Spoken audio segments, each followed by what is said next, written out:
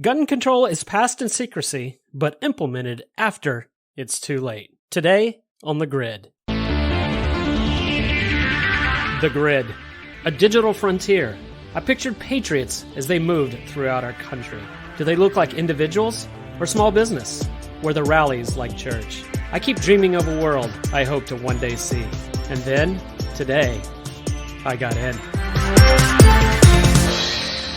Hello, fellow Americans. This is Chris Kuhlmann, your host with the Kingdom Patriot Group. Welcome to The Grid, where faith, politics, and commerce intersect.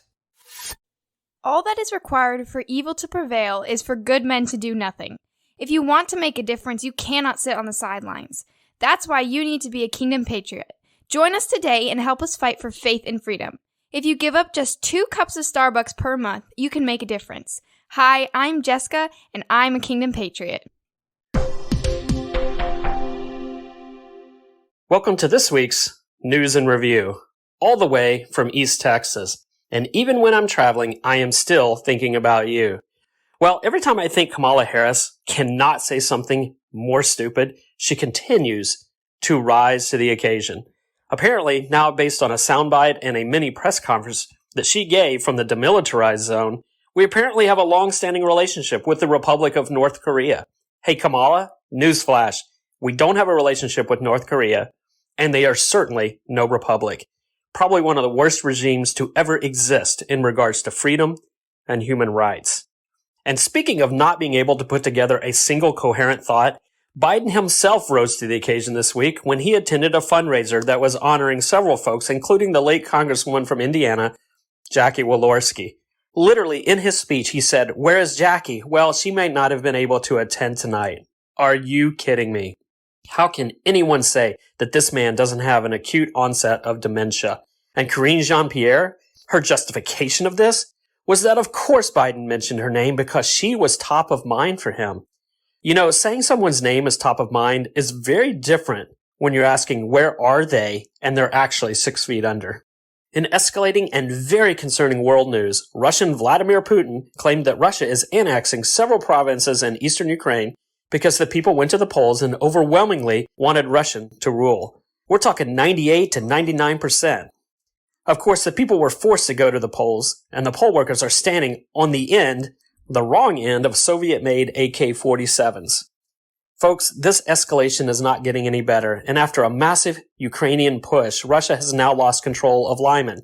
That has prompted Chechen leader Ramzan Kadyrov, a staunch supporter of Putin, on Saturday to urge Moscow to consider deploying low-yield nuclear weapons in Ukraine. Putin has already hinted at this, or at least implied it, in several other speeches. That's all we need is another crazy leader urging nuclear weapons to be used. That scares the daylights out of me because this is a game changer, and I don't think this administration has the backbone to deal with it. In disaster news, I don't think we can do a podcast without mentioning the devastation that Florida is facing. Hurricane Ian was massive and was one of the top 5 strongest hurricanes to make landfall ever in Florida. Unless you listen to The View and you're a big fan of Joyce Behar or Whoopi Goldberg, pretty much everyone else believes that Ron DeSantis was well prepared and has mobilized all the tools at his disposal to start the rescue efforts. Please, we need to pray for those folks. For this week's News and Review, that's a wrap. Folks, how many times have we heard a version of this phrase, "We must pass this bill to avoid a government shutdown"? If you haven't been living with your head in the sand, you've probably heard that many times, many variations of this phrase over the years. Well, before we talk about gun control, we need to have a basic understanding of government continuing resolutions, funding bills, and shutdowns to understand why we're talking about gun control again. Okay. Appropriation bills are the funding mechanism of the government. Long ago, Congress stopped passing appropriation bills through what was called regular order, which means the bills got public hearings, people would testify, you would hear the pros and cons, testimony of lots of different people. The amendments were added, amendments were deleted, then eventually there would be an up and down vote on the floor. Now, today, most of those are combined into continuing resolutions, which in fact is kind of written behind the scenes and passed apart from the floor before anyone has really had a chance to see it or even digest its contents and fully understand the implications. Then it's put up for a vote at the very last possible moment to avoid a government shutdown. So then the argument actually avoids conversations of the contents of the bill and is more about whether a party can be blamed for deemed essential services stopping if the government is actually shut down. This is politics 101.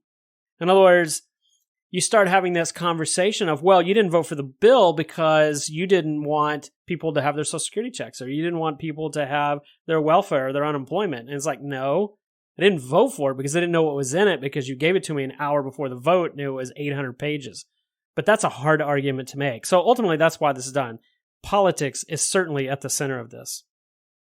Why this is important is because it is a great method to attach policy to bills that have no chance on their own apart from the appropriation bill. So you put it on this last minute, avoids the government shutdown. It's a tactic to get things through that you normally would not be able to do on your own. So, for instance, you would do this with any unpopular policies, like, let's say, gun control. The funding bill will likely be voted on after the elections, in this case, during a lame duck congressional session, but before the current funding runs out, which is probably sometimes in December. So we have a little bit of time, but time is short. So let's run into this. According to reliable intel, the upcoming omnibus or appropriations bill is likely to have 10 new gun control measures in it. So let's take them one by one. The first one, a huge ATF budget increase to facilitate Biden's plan to ban pistols. Now, I'm not sure exactly how he plans to ban them, if it's through excluding semi-automatic weapons that have more than, let's say, 5 rounds, or if it has to do with the pistol grip. But let's just be clear, this is not the first time or the last time an administration, especially this one, has tried to use the ATF to ban guns. In fact, in the not-so-distant past, there were moves to ban all ammunition containing lead. Did you know that? That was a huge deal because, yeah, it was environmentally friendly, and that's what was touted, but because every soft point round likely has lead in the tip. It was an attempt not to ban guns per se, at least not directly, but it was an indirect attempt to ban the ammunition, so in fact, the guns themselves became completely useless. Okay, number 2, gun registration funding. Okay, this one right off the bat raises my eyebrows. And likely under the current Supreme Court, a national gun registry would be absolutely unconstitutional. Why? Because it would be used, or there's a high likelihood it would be used, to restrict gun ownership in the future. There's already commentary that the contents of this provision would require up to 4 hours of labor to complete the paperwork to register your pistol brace, and that you would be forced to give the ATF, listen to this, your name, social security number, address, phone number, email, payment information, fingerprints, as well as the make, model, and serial number of your firearm, and provide photographic evidence of your compliance. Failure to comply could result in jail time and up to a $250,000 fine. Whoa. Okay, number 3, gun confiscation funding. Oh, what? Yeah, you heard that. So without knowing all the facts, it's likely that this one, number 3, is actually to enforce number 2, expecting that people will not complete their forms correctly, or that people will push back and not do it at all. This gives the ATF extra funding to confiscate all the firearms of individuals that don't accurately or willfully comply with this mandatory registry provision. According to the latest intel, this includes $40 million to help the ATF implement this confiscation scheme. Okay, let's keep going. Number 4, financial benefits for the families of deceased ATF agents killed or injured on the job while enforcing gun control. Okay, I am all in favor of supporting families and providing benefits to those agents lost in the line of duty. But this provision, this bill is very, very interesting. Actually, it's scary interesting. It doesn't say in the line of duty, which I would imagine already exists. It says killed while enforcing gun control. Why does this rule or law or bill say that? Is the government expecting a firefight in trying to confiscate guns? Well, it certainly sounds like it, and you know what? Maybe they should. Okay, number 5, ammunition background check study. Even though you already have to go through a background check to get a firearm, now you have to go through a background check to buy ammunition. This means that to buy ammunition from a licensed dealer or a private sale, you would have to get the same FBI background check as you do to buy a gun. Pro-Second Amendment groups and Republicans are trying to stop this, but remember, we do not control the House. Okay, number 6, gun control research unbound by the Dickey Amendment. What in the world does that mean? Well, actually, the enactment of the 1996 Dickey Amendment actually prevented the CDC from using funding to advocate or promote gun control. So some people claim this actually largely shut down research into gun violence in the United States. Well, this bill would actually unwind that amendment. So let me ask you somewhat of a cynical and rhetorical question. Given how the CDC was able to approach COVID-19 research, data aggregation, and then make recommendations, how confident are you they would approach gun control and gun violence studies with the same level of non-bias activity? Exactly. Okay, number 7, anti-gun community violence interventions. Now, I can't find a ton of information of what is in this, but this bill doesn't say anti-violence or anti-crime. It says anti-gun. So one can only assume it's the same old approach that guns are the problem, not the people. Okay, number 8, domestic violence firearms lethality reduction initiative. Well, presumably this is to address firearms being used in domestic violence cases. But again, guns are not the problem. Bad people are the problem. Just ask the lady who just tossed her child into Lake Michigan and watched it drown, or the animal who drove a truck through a parade. Bad people find a way to do bad things. Gun ownership restrictions only restrict the law-abiding citizen from being able to effectively defend themselves. Number 9, violent anti-government ideology research. When we return. Sandcastles Cottages is a family-owned property featuring 9 cozy cottages just 1 mile from beach access to beautiful Lake Michigan. Nestled in Michigan's great Southwest, this is the perfect short-term or long-term retreat to rejuvenate and recharge. Your Airbnb accommodations are hosted by a family who loves both God and country. They are the epitome of American small business.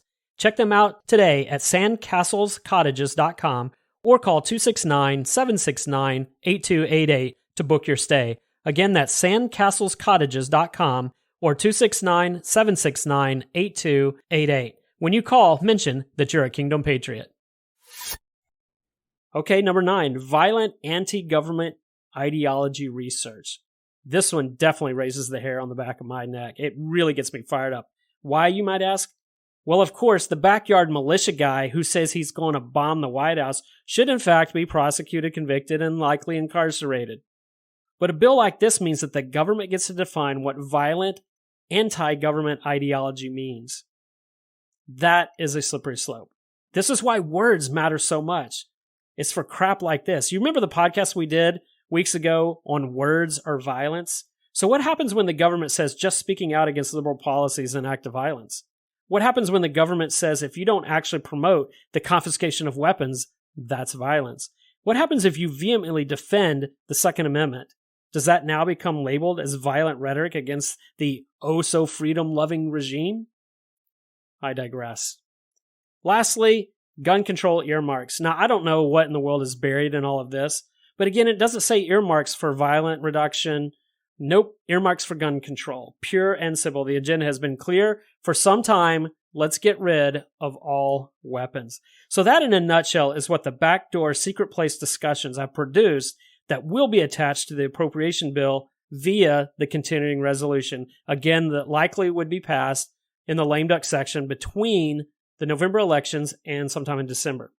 So what in the world are the faith implications of this? Well, for one, the Bible says what is hidden in the darkness will come to light, and that is clearly occurring here, as I'm sure Pelosi never intended that these add-on bills would see the light of day before the midnight of the actual vote. And secondly, the Bible also talks about lawlessness in which men invent ways of doing evil. Folks, I don't know how to call this anything else.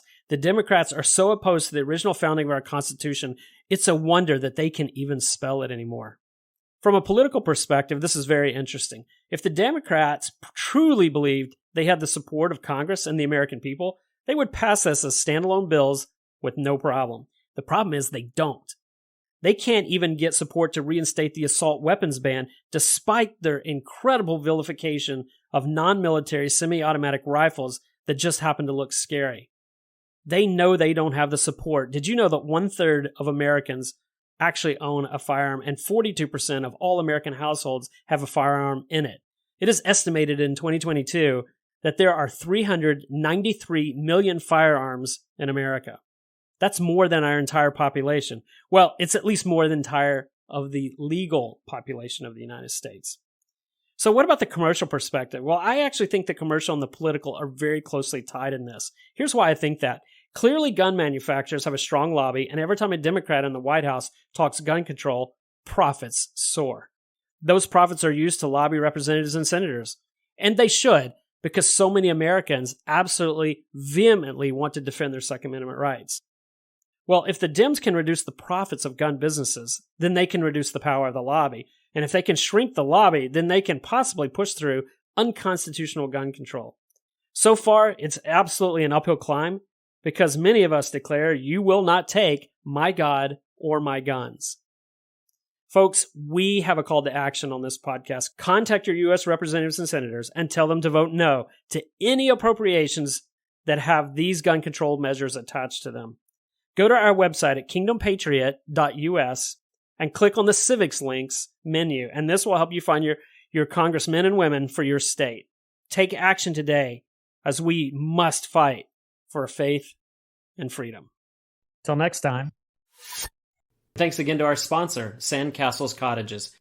Visit sandcastlescottages.com or call 269-769-8288 to book your stay for short-term or long-term retreats.